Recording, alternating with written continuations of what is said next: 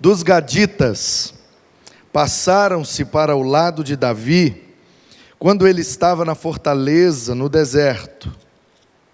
Homens valentes, homens de guerra, preparados para a batalha, armados de escudo e lança. O rosto deles era como de leões, e eles eram ligeiros como gazelas sobre os montes. Eram Ézer, o chefe, o líder, ou o cabeça; Obadias, o segundo; Eliabe, o terceiro; Mismana, o quarto; Jeremias, o quinto; Atai, o sexto; Eliel, o sétimo; Joanão, o oitavo; Euzabade, o nono; Jeremias, o décimo; Maquibanai, o 11º. Estes, dos filhos de Gade, foram capitães do exército. O menor valia por 100 homens, o maior valia por 1000. São estes os que passaram o Jordão, no primeiro mês, quando ele transbordava por todas as suas ribanceiras, e puseram em fuga todos os que habitavam nos vales, tanto no leste como no oeste. Amém? Amém. Mês de novembro, nosso tema é harmonia no relacionamento. E aqui a gente acaba de ver um grupo de homens. Poderíamos chamar de um time, até porque eram 11. Poderíamos chamar de uma equipe, porque era mais de um. Poderíamos chamar de tantas coisas esse grupo de homens, que diz o texto, passaram para Davi. O que é que significa isso? Você conhece a história e sabe que Saul reinou aproximadamente por 40 anos.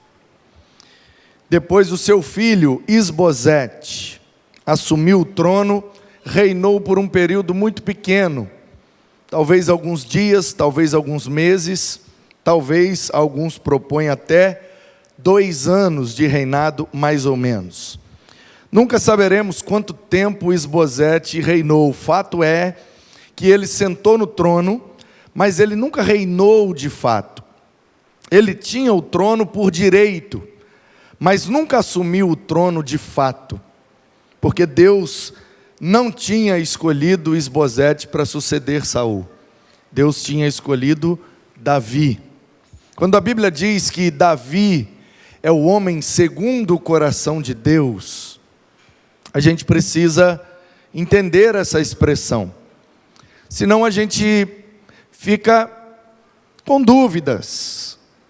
Afinal de contas, como é o coração de Deus? Porque Davi não foi exemplo para ninguém, em muitas áreas de sua vida. Inclusive, no aspecto moral, Davi foi muito pior que Saul.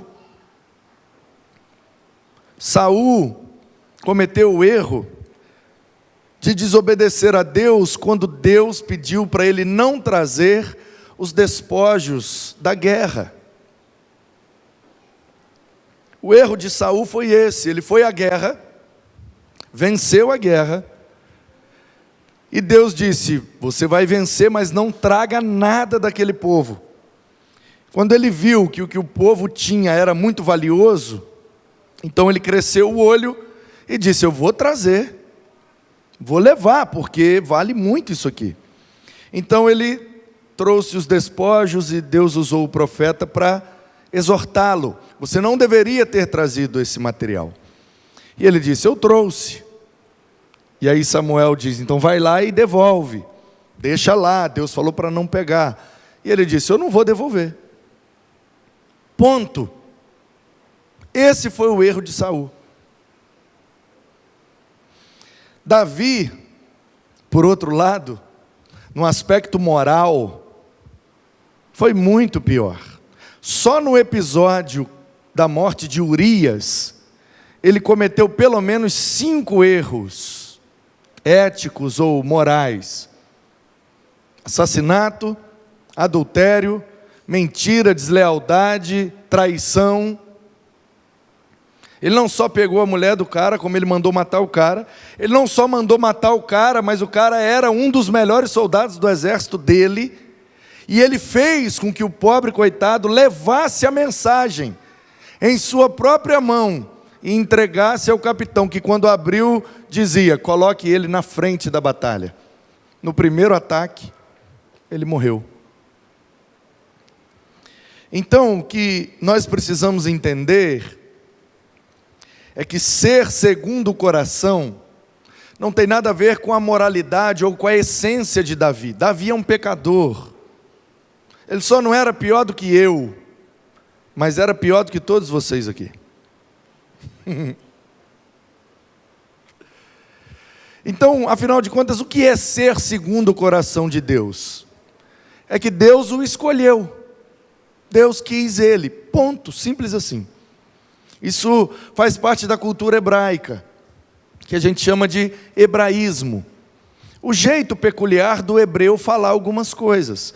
Então, quando um hebreu, por exemplo, se vivesse nos dias de hoje, entrasse numa loja de sapatos e o vendedor traz lá um sapato marrom e um sapato preto, ele experimenta, ele quer levar o marrom. O que é que a gente diz? Eu quero o marrom. Eu vou levar o marrom. O hebreu não fala assim, ele diria: o marrom é segundo o meu coração. O grande problema é que quando a gente fala coração, a gente aponta para onde? Para cá. Só que nós somos ocidentais, nós somos greco-romanos. Então o coração para a gente é aqui, e tem a ver com emoção. Quando um hebreu fala coração, ele aponta para cá, e tem a ver com razão. Guardei a tua palavra no meu coração. Onde é que você memoriza a Bíblia? No cérebro, na mente. Ok?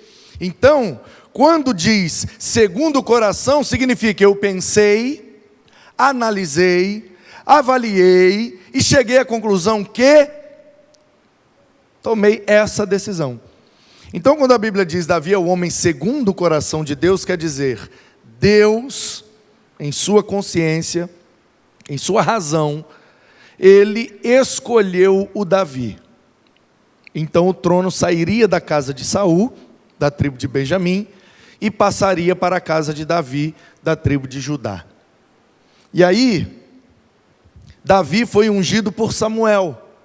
A gente sabe. O que é que a gente às vezes não percebe? Que quando Samuel foi ungir Davi, só estavam os dois lá naquele pasto. Se lembra da história? Samuel foi à casa de Jessé, porque Deus disse para ele: lá na casa de Jessé está o próximo rei de Israel. Ele chega lá, vê o Eliabe, um irmão de Davi, adulto, grande, forte, soldado do exército. Então, olhando para o Eliabe, ele diz assim: esse deve ser o novo rei.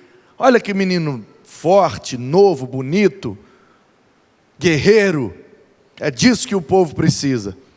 E Deus fala com Samuel: não, não é esse aí não. Você está vendo do lado de fora, eu vejo do lado de dentro. Agora imagina comigo, o que é que Deus viu do lado de dentro de Davi para escolher Davi? Porque Davi não prestava não, gente.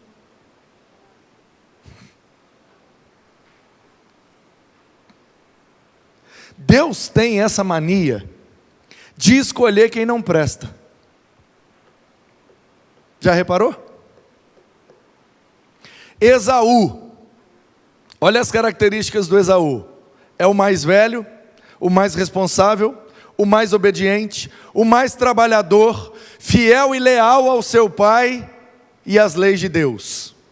Esaú, filho quase, se a Bíblia não diz que todos pecaram, Esaú seria perfeito. E do outro lado nós temos Jacó, mentiroso, enganador, deve os outros, enrola todo mundo e desobedece os pais. Quem você escolheria? Deus escolheu Jacó.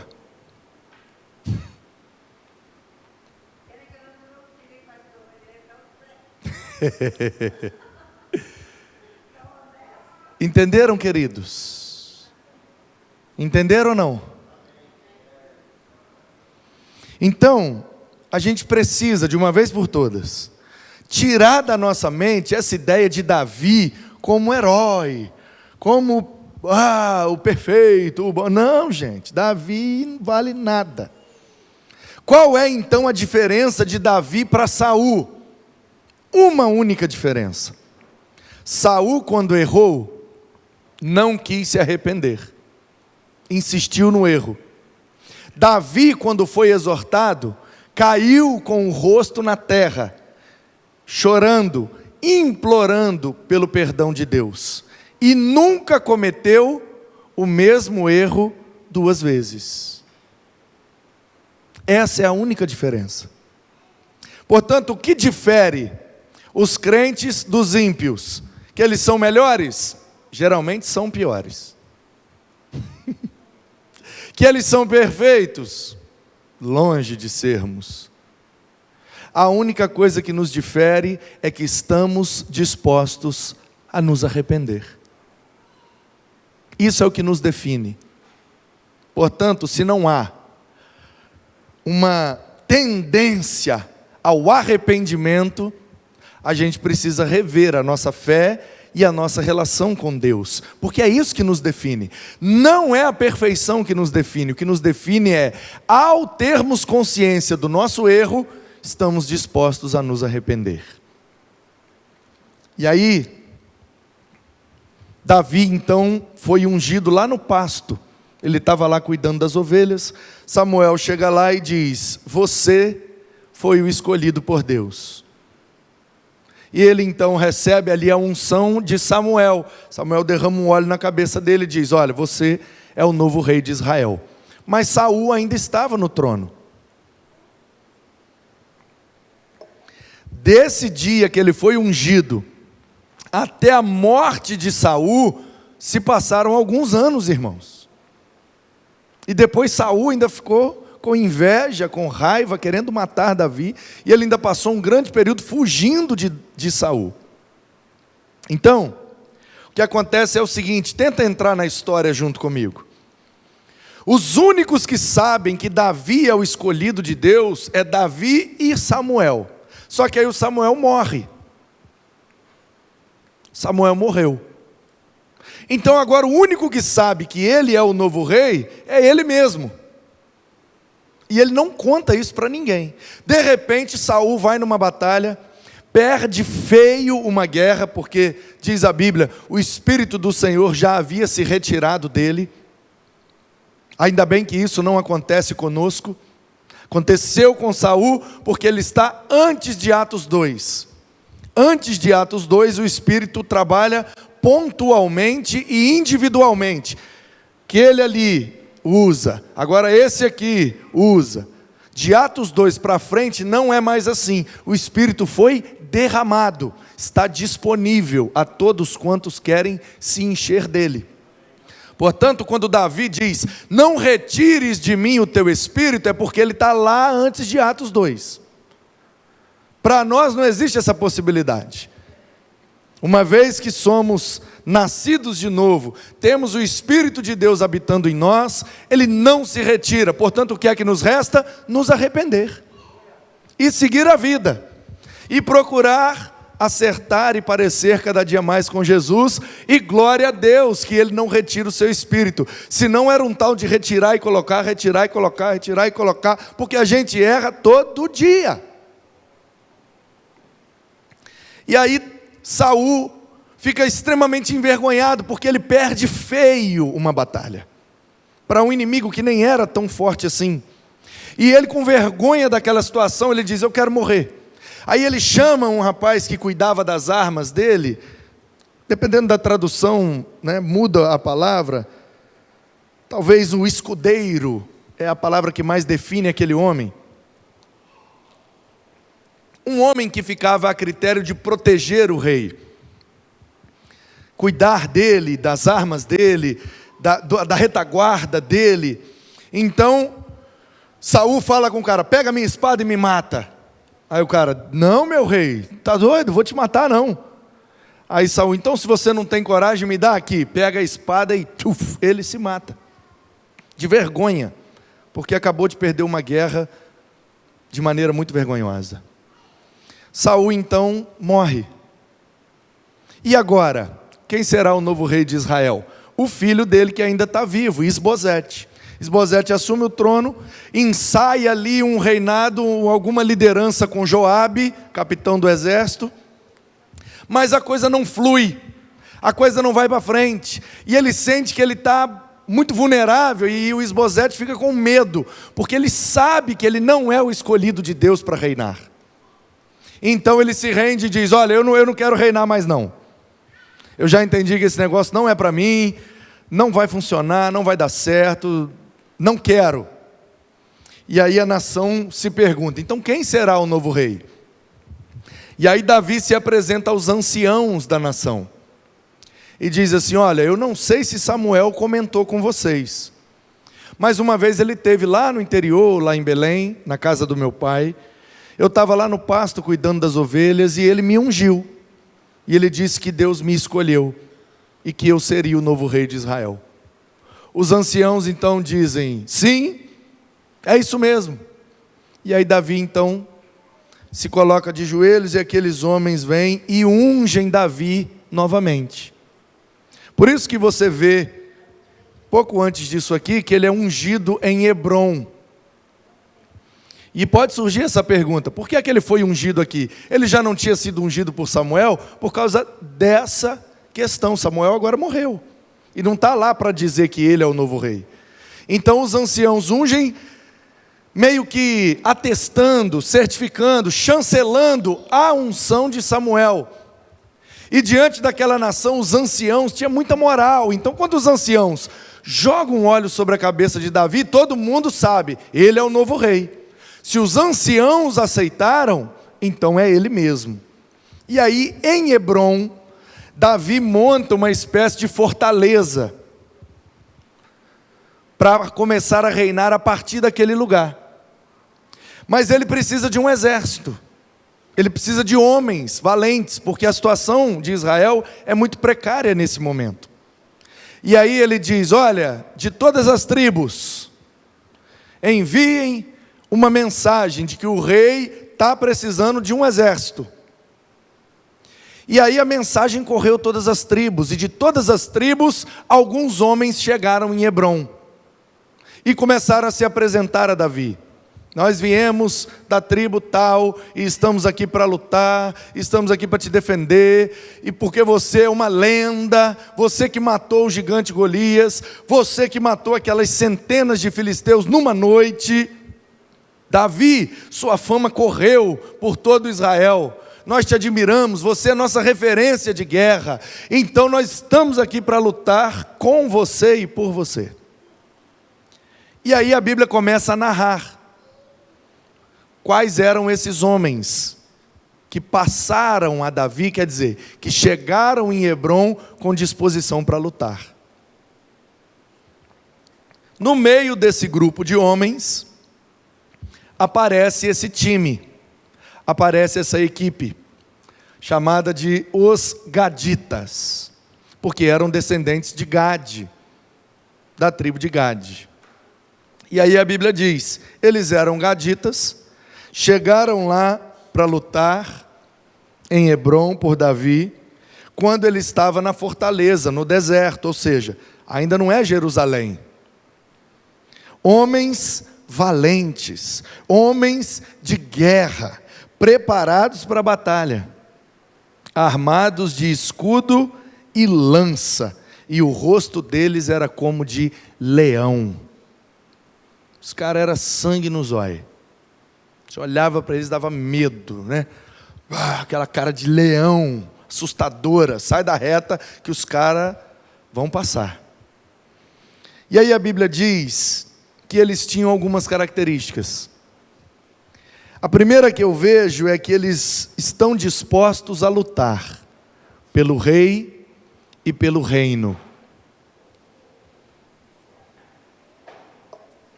Dispostos a lutar pelo rei e pelo reino.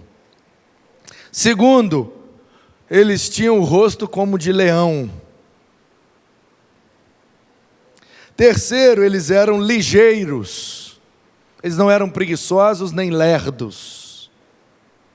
Quarto, eles eram um time, uma equipe, e tinham um líder. Ézer é o cabeça, o líder, o chefe, e mais 10 sendo liderados, e cada um na sua posição, ou seja, faltando o primeiro, assume o segundo, faltando o segundo, assume o terceiro.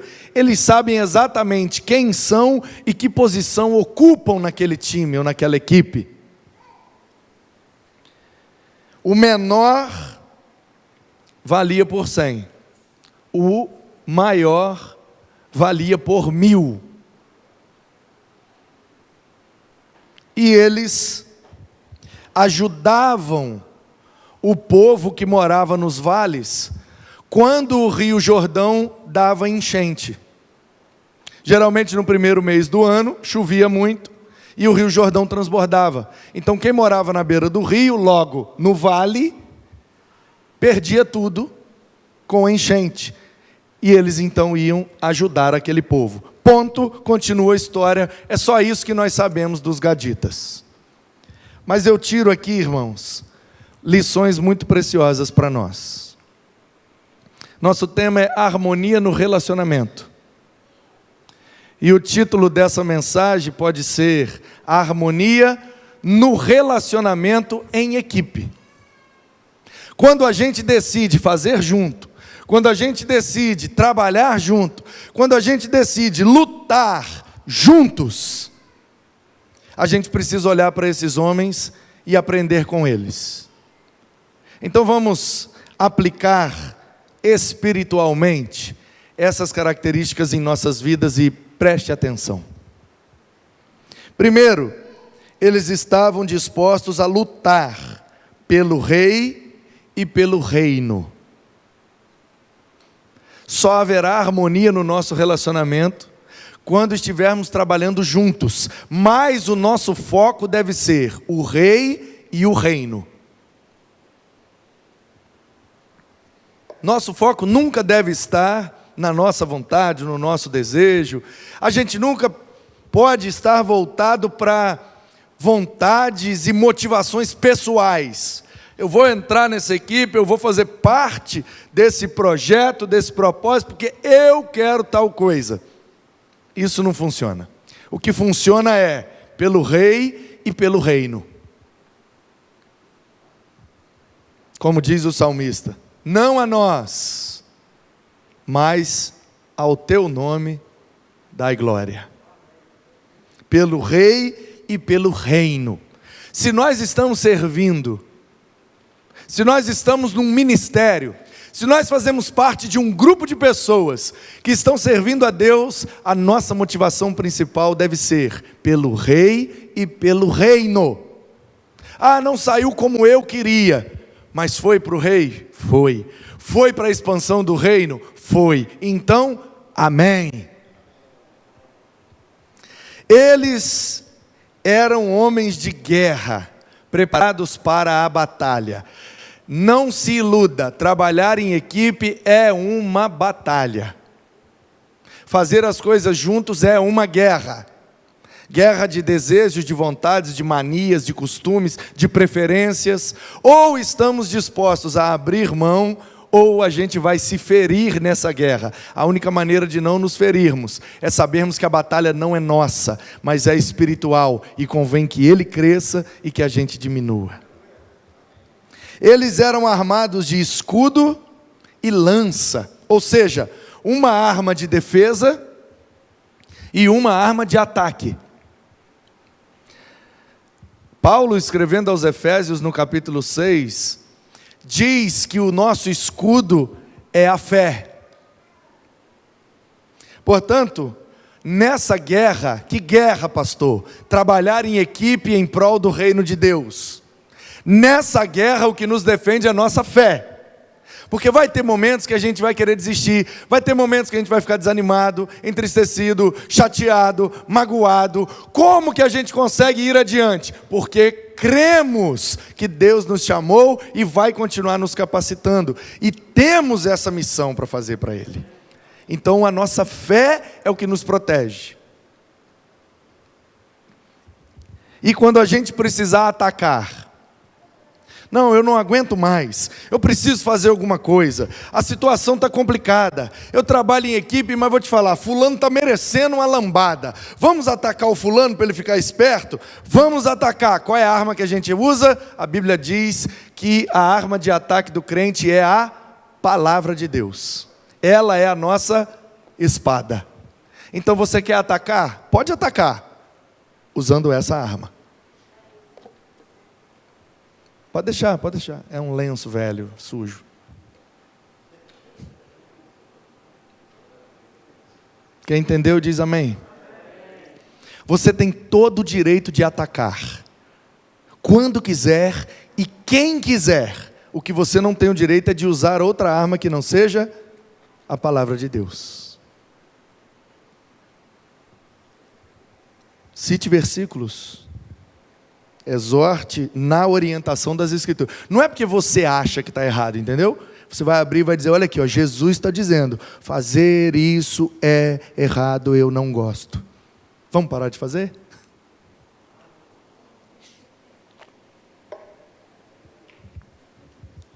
Continua o texto. O rosto deles era como de leões. Aqui a perspectiva é a guerra física. Então a ideia é que eles olhavam com tanta garra, com tanta força, com tanta vontade, com tanta entrega, que eles pareciam leões. E isso pode nos fazer pensar que nós temos que usar essas características, né? Garra, força, vontade, agressividade, violência, assim como leões. Pois é, mas nós não somos soldados do exército de Cristo. Você já viu essa expressão no Novo Testamento? Não existe. Me mostre no Novo Testamento um pedido de Jesus ou de qualquer um dos apóstolos, ou uma metáfora dizendo que nós somos exército de Deus. Essa ideia de que somos um exército vem do Antigo Testamento. Jesus não tem um exército, porque Ele nos ensinou a nos entregar. Quando Judas entregou Jesus, pensando que com isso começaria a guerra, e Jesus como Messias iria expulsar os romanos, ele se frustrou, por isso suicidou. Porque ali ele percebeu que Jesus não quer um exército, Jesus quer um rebanho, e ovelhas não lutam, ovelhas se entregam. Portanto, quem é o nosso leão? Quem é o leão da tribo de Judá? É Jesus. E o que é que ele nos ensinou na guerra? Se entregar para morrer. Portanto, que o rosto possa revelar o leão, que as pessoas possam olhar para nós como o leão da tribo de Judá, que a face de Cristo resplandeça sobre o nosso rosto, a face da mansidão, da paz, do sacrifício, da entrega, porque Jesus nunca se revelou como general de exército nenhum. Perdoe se eu estraguei a sua infância e tirei da sua playlist algumas músicas, mas essa é a verdade do Novo Testamento. O Novo Testamento ensina que a nossa guerra não é contra sangue, nem contra carne. A nossa guerra é espiritual. E as nossas armas são a fé, a salvação, o Evangelho e tudo aquilo que o Senhor nos deu como capacitações espirituais. Jesus não pegou em armas. Inclusive, quando um de seus discípulos pegou numa arma, ele o exortou veementemente e disse: quem mata pela espada, morre pela espada. Devolveu a orelha de Malco, voltou para o lugar e exortou Pedro, porque o discípulo de Cristo nunca foi orientado a pegar em armas. Foi orientado a se entregar e, como uma ovelha diante dos seus tosquiadores, se sacrificar pelo rei e pelo reino. Verdades difíceis de engolir num domingo pela manhã, né? Trago verdades. O rosto deles era como de leões. Nós vamos ter cara de leão, mas a cara do leão da tribo de Judá, que conquista com autoridade e não com guerra ou violência. E eles eram ligeiros, porque usando a figura do leão, alguém poderia pensar: então eles eram preguiçosos. Eu não sei se você já observou como é o dia a dia de um leão. O leão, que é agressivo, forte, considerado o rei, né, dos animais, ainda que não seja o mais forte, nem o maior, nem o mais poderoso, mas pela sua imponência, pela maneira como ele aborda, como ele se comporta, o rei da selva, o rei dos animais, o leão. Ok, mas você já observou um leão no dia a dia? Ele come e dorme, e come e dorme, e come e dorme. Se precisar entrar em ação, sai da reta que ele vai matar. Mas não precisando, ele dorme e dorme e dorme e dorme. Porque quem caça são as leoas.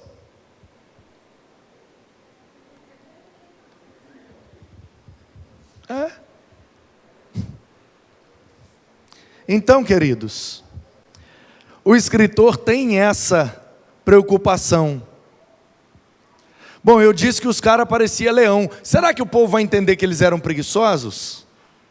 Então deixa eu colocar aqui mais uma característica deles, mais uma metáfora, mais uma comparação para deixar bem claro. Eles eram como leões, mas não eram preguiçosos. E aí ele diz: eram ligeiros, como gazelas sobre os montes. E aí para os homens, vai pegar mal, na nossa cultura, se eu te chamar de gazela. Né? Porém, não pense por esse lado. Na cultura dos hebreus nesse tempo, não havia essa compreensão que nós temos hoje. Portanto, eles eram ligeiros. Ligeiros para quê? Para subir os montes, como gazelas sobre os montes.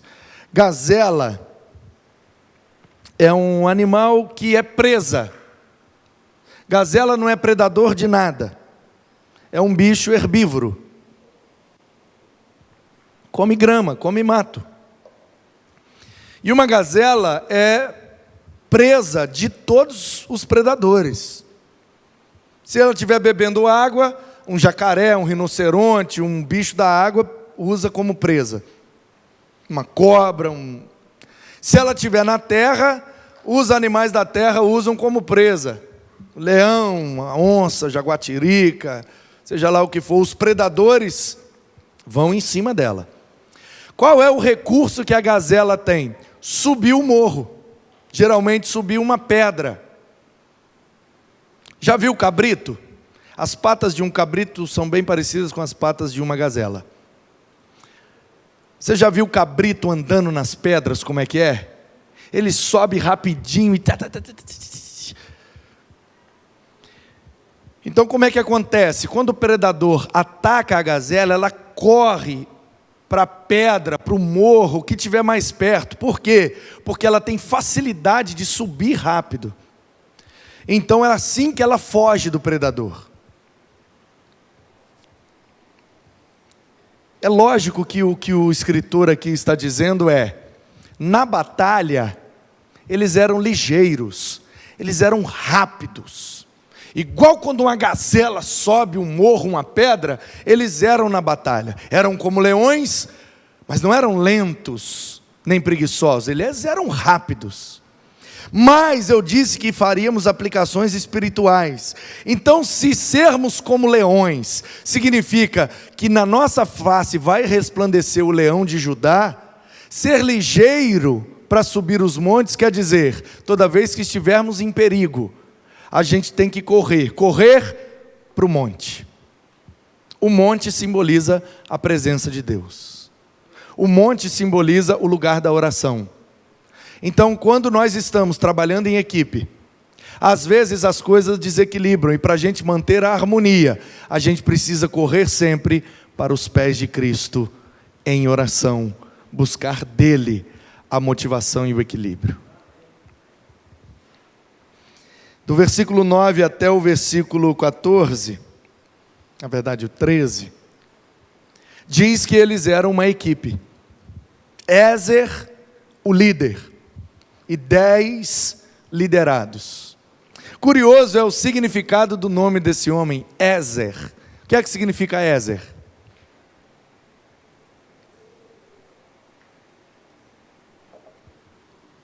Não é uma pergunta retórica. Ajudador, isso aí. Ajuda. Quando Deus criou a mulher, chamou ela de Ézer. Por isso a Bíblia diz que ela era ajudadora do homem. O nome daquele funcionário de Abraão que foi buscar Rebeca para Isaac era Eliezer, cujo significado é Deus me ajuda. Então, o nome do cara é ajuda. O líder chamava ajuda. O que é que a gente aprende com isso? Que nessa relação de trabalhar em equipe, pelo rei e pelo reino, ninguém manda, todo mundo se ajuda. Porque quem manda é o rei. As ordens já estão estabelecidas. A gente sabe o que o rei quer que faça. Então a gente se une, se ajuda para cumprir a vontade do rei. E era só isso que eles faziam. O menor valia por 100, o maior valia por 1000. Ou seja, uns tinham menos capacidade, outros tinham mais capacidade. E qual o problema? Nenhum. O que valia por 100 lutava dando conta de 100 homens. O que valia por 1000 lutava dando conta de 1000 homens. E todos eles são importantes nessa batalha e trabalham como equipe. Portanto, na equipe de Deus, no corpo de Cristo, há lugar para todos. Alguns são mais capacitados, outros são menos capacitados, mas ninguém é mais importante do que o outro. Todos são importantes, porque enquanto um está lutando contra 1000, se o que tem a capacidade de lutar com 100 não fizer os 100 dele vão atacar o de 1000 e os dois vão morrer. Ah, eu não sei fazer quase nada. Ah, eu não dou conta de quase nada. Ah, eu não consigo fazer quase nada. Então, eu não sou chamado para participar da equipe de Deus. É sim, meu irmão. É sim, minha irmã. Não importa se é muito, se é pouco. Importa é estar na equipe lutando pelo rei e pelo reino. Você pode cooperar? Sim. Você pode contribuir? Sim. Se você ficar parado ali embaixo, segurando um cartaz dizendo, seja bem-vindo, você já está ajudando demais. E para encerrar, o texto diz que eles passaram o Jordão no primeiro mês, quando deu a enchente, para socorrer o povo dos vales. Olha que interessante. Eles estavam na guerra, na batalha. De repente começou a chover. O rio começou a encher. Quem morava no vale, ou seja, na beira do rio, começou a perder tudo com a enchente. O que é que eles fizeram? Pararam a sua batalha e foram lá socorrer o povo da enchente, para atravessar o povo para o lado de cá do rio, para eles não morrerem na enchente. O que é que nós aprendemos com isso? Lutar pelo rei e pelo reino, fazer parte dessa equipe de Jesus, significa que, às vezes, teremos que parar as nossas batalhas para ajudar a batalha dos outros. Abrir mão das nossas guerras para socorrer quem precisa. Muitas vezes, eu e você, vamos orar por pessoas precisando de oração também. Nós vamos socorrer pessoas e também precisamos ser socorridos. Quantas vezes damos um abraço e o que mais queríamos era ganhar um abraço? Mas quem trabalha na equipe de Deus tem a consciência de que de vez em quando tem que abandonar a própria guerra para lutar a guerra dos outros. E essa é a nossa maior honra, abrir mão da nossa vontade para que a vontade de Deus se cumpra na vida de todos. Que assim seja. A harmonia no relacionamento da equipe de Jesus, que é isso que nós somos aqui. A equipe de Cristo, o time de Cristo. Não gosto de comparar-nos a um exército, mas a um grupo de pessoas que reconhece sua condição, que sabe o seu lugar e que não abre mão de participar dessa batalha, pelo rei e pelo reino, porque a vitória já está garantida no nome de Jesus.